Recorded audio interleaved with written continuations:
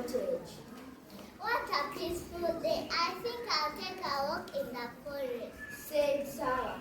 She walked deeper into the forest enjoying the sounds of nature.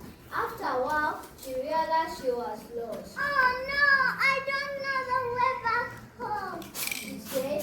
Dark clouds filled in the sky and it soon started to rain. Back at her cottage, the rain poured through the holes in the roof.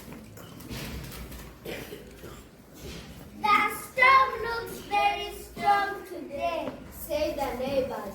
Sarah finally found her way back to the cottage. When she saw the leaky roof, she became frightened. Oh no, my roof is leaking. I'm so scared, said Sarah. She ran outside into the storm. Suddenly, a large tree crashed down and knocked her to the ground.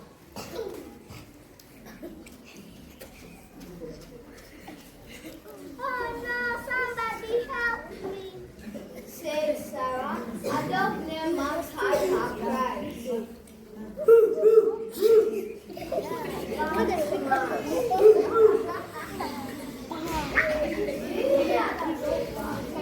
Yes, something must be wrong. They followed the dog and found Sarah alive on the ground crying for help. We found her.